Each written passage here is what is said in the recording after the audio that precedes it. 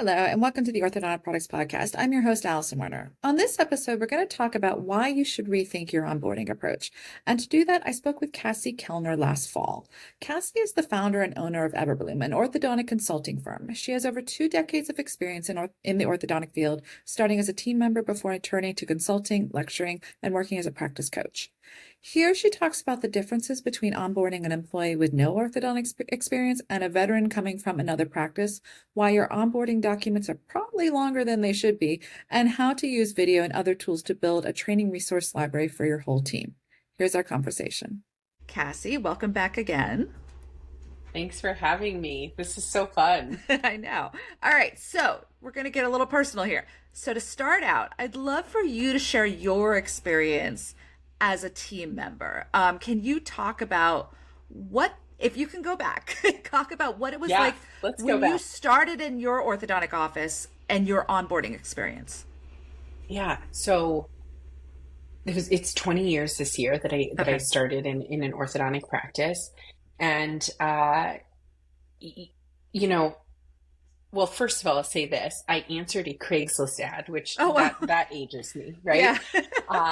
And I I worked for Rick McLaughlin in San Diego, who is an absolute gem of a human. Mm-hmm. It was a teaching practice, but because I didn't know much and I didn't understand orthodontics, right? Mm-hmm.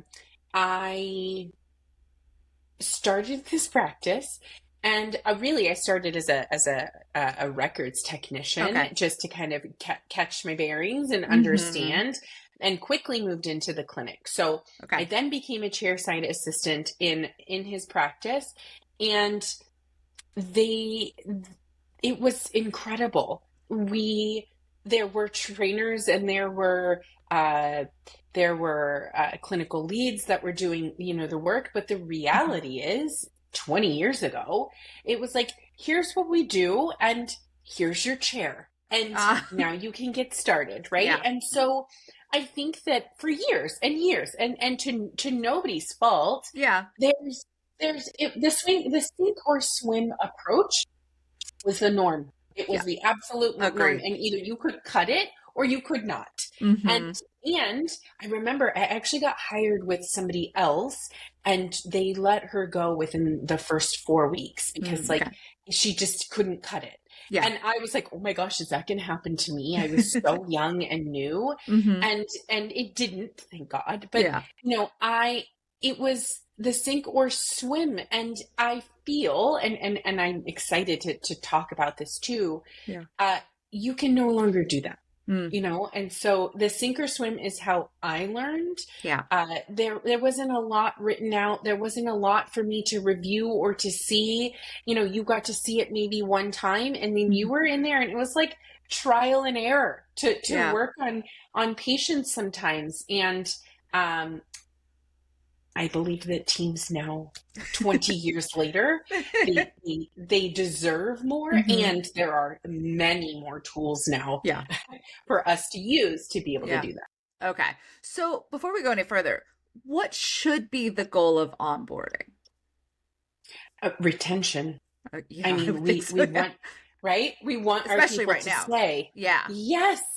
I mean, we find these wonderful people, and by the way, And again, this is nobody's fault, but what's happening is maybe somebody's leaving abruptly, or we hired someone because we want to be a little bit overstaffed. And then all of a sudden we lose 1 or 2 team members, or something happens in somebody's life and they have to go out on an unexpected leave.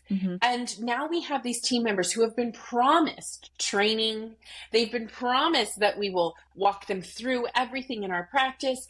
But now we just need the people to get in there and see the patients. And we're throwing them to the wolves. We're going back to the sink or swim approach. And we may even have the resources to train them, but now we don't have the time. Right. And so, time is everything. It's like the number one thing I hear in practices when I go in or work with them. It's like, yeah, we love all of this, but we don't have time to do this. And so while that is true, it's also up to them to be able to build in the time. I talk about this often, but the number one goal to onboarding is to eliminate as much of the gray area as possible and retain. Yeah. The more they know about your practice and how to do these things, from admin to clinical to lab processes, the more they want to stay. They understand how to do it. They feel secure in their job, in their career. Can you talk about how is there a difference between onboarding a new employee and an experienced employee? And by new employee, I mean someone like who is coming out of maybe a completely different field, like was working in a hairdressing office the week before and now is coming into an ortho office, because that is happening because hiring is an issue right now, or staffing is an issue right now. But then you've got the employee who maybe is jumping to a different practice after 20 years. What does that onboarding experience look like?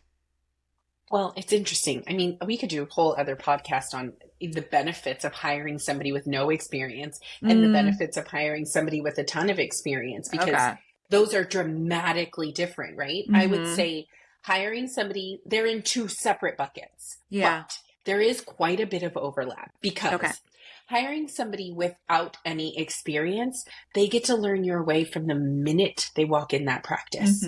There's a phrase that I love hate in ortho, which is, well, this is great, but in my last practice we would. And so that experienced person is kind of pushing back against some of the things that you're doing, because they've always done it this way for the last 15 years. Yeah. But I would say this, your inexperience, you get to mold them. You get to teach them your ways, your verbiage. You get to start from scratch. The experienced team member is much faster. They come up to speed much faster because they understand orthodontics. And so they understand everything that you're telling them chairside. They may do it in slightly a different way, but we can always train them to do it our way. They go through that onboarding process much faster than somebody who has very little experience. So I think there's benefits. To both. Okay. You talked a little bit before about some of the problems with onboarding right now, and the big one is time. That's kind of what's creating some of the problem. Can you talk a little bit more, because you've now been working as a consultant for almost a decade? What are you seeing when you go into a practice? What are you seeing that's right in terms of onboarding, and what are you seeing in terms of what's wrong? Yeah. What's right is actually having SOPs, so standard operating procedure, for anything in your practice. That's what's right. Here's what's tough. When you have these SOPs, you haven't touched them in 7 years, and somehow this printed PDF is like on the floor of somebody's car. They had good intentions on reading it, but they're not really going to go in and read 72 pages of your onboarding manual. Like, it's just in 2024. You had really good intentions 10 years ago. It's just not, it's not going to happen anymore. But here's the good thing. You're already one step ahead because you've written out these SOPs. All we have to do now in 2024 is simplify them. My recommendation for anyone who's starting to write out SOPs is get rid of the fluff. Like, make them as clear and concise as humanly possible. We live in bullet format. Eliminate the paragraphs. Nobody's reading that. Nobody's reading the paragraphs in here. True. It has to be short, right? We live in like this scroll world. It has to be short and sweet. And so the good news is, if you have the manual, dust it off and simplify it. If you don't have anything, then you get to start from scratch with starting to simplify your SOPs. So I would say to anybody out there, just start, create a list of SOPs to create and start creating them. The other layer to this is video, right? Creating training videos. Unfortunately, we again live in this scroll immediate gratification world. And we like to have very short, clear, and concise videos. A lot of practices have, through their management software, they have videos in there that are for training purposes for their for their patients.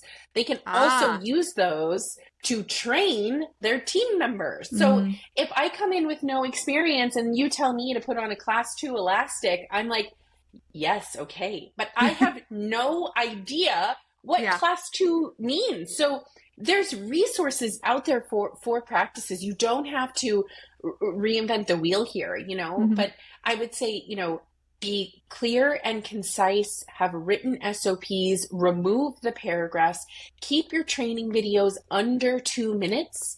I met with an orthodontist and we were getting started, and I'm going to talk about this too, but we were getting started on building out onboarding processes. And what he told me, I had such a moment here. What he told me was, so I have new team members and I don't have any video training or SOPs.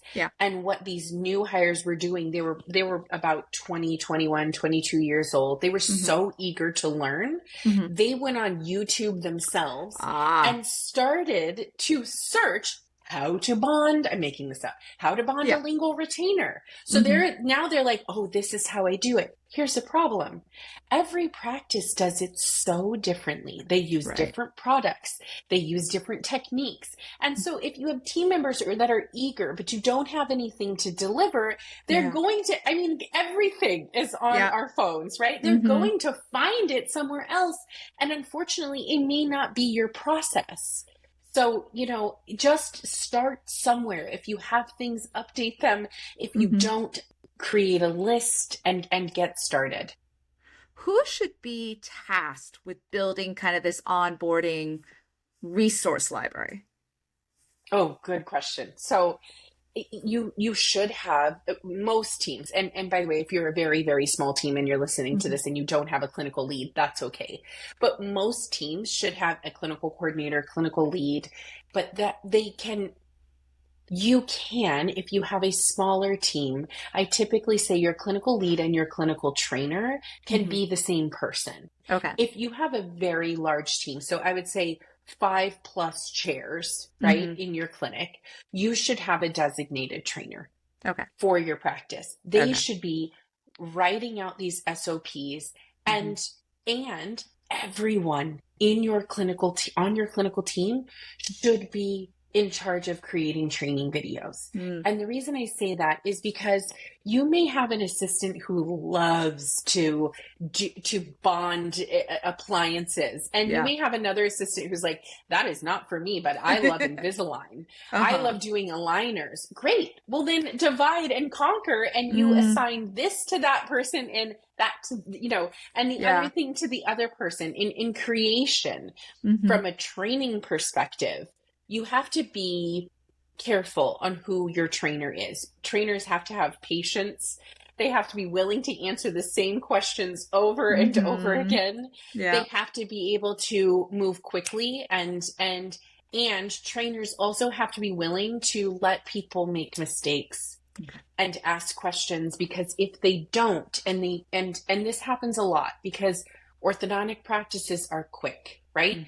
People typically will jump in and just do it for you. And if you're constantly doing that, then people are never learning. So I do recommend that you have designated trainers, admin trainers, clinical trainers, lab trainers in your team that are not only doing hands-on training, but they are starting to create these resource boards and libraries for your team as well. Well, and these materials, this kind of resource library for the onboarding, it can also be used for team members as new things come available, or new techniques or new products, and you need to train everybody. The same information is still valid for your new employees too, and can just go in that onboarding center. So are there any tools out there that you think can be beneficial to the onboarding process? there's a number one tool that I live by. Yeah. There's a tool called Trainual. It's like a play on training and manual. Okay. It is not, I wish I created it. It is not my product, but it is a product that I use. Okay. I have become a certified coach through them. So I build out onboarding playbooks within Trainual. It is brilliant. So it doesn't matter the role in your practice. You could build an onboarding for a treatment coordinator. You can build onboarding for a scheduling coordinator. You can build onboarding for clinical or lab lead, right? And so not only is it SOPs and it's interactive with videos, it's digital. So there is no more PDF on the floor. Yeah. There's no more PDF scrunched in somebody's locker. You know, it's clear and concise, and it's manageable. You also, as leads, can view subject matter. So you know that somebody has completed a subject. You know that, you can group individuals. You know what people are working on. You can embed quizzes and assessments to really gauge where people are. And here's my favorite piece, even though there's a lot of good pieces.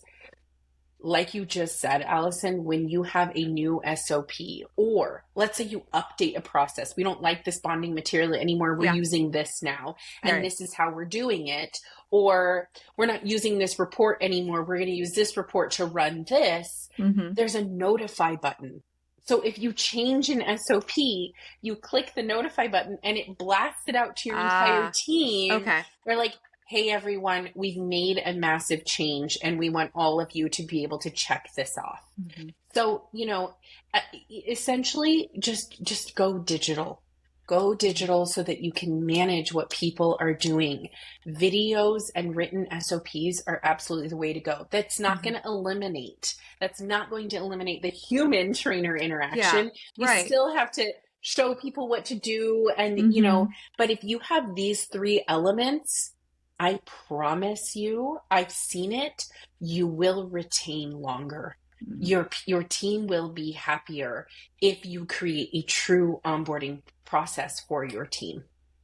All right. What's your kind of last words of wisdom on onboarding that you want our audience to take away?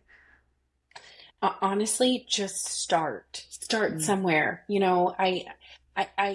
September, this is actually really good. So when anybody ever hits the month of September, everyone knows, it's typically in orthodontics when you're in September, you feel the lull, like right when school starts, you feel your mornings are a little less chaotic and hectic. Have a plan, build out what you actually want to fill in. So if it's ongoing forever. All of this stuff is always changing. Build out templates so your team can just plug and play these SOPs. If somebody has a question, they don't know what to do with something very specific in your practice, and then they find the answer and it's like a magical moment, have them write it out. Have them do a screen record. You can be creating SOPs throughout the day as people go through this. On admin days or non-doctor days, as leaders and trainers, start somewhere. Create a list of SOPs that you want to have for your practice. And start with 10. If you have nothing, start with 10 basic, right?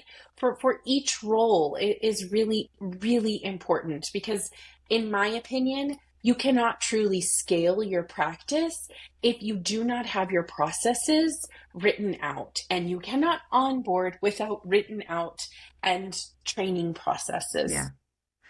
One more question, because it just came to me. I love this. How long should the onboarding process go for a new employee? This is a great question. So, okay, I will say this. Everyone wants it we want it immediate, right? Yeah. And I typically say it's always a 90-day onboarding. Always, no matter what.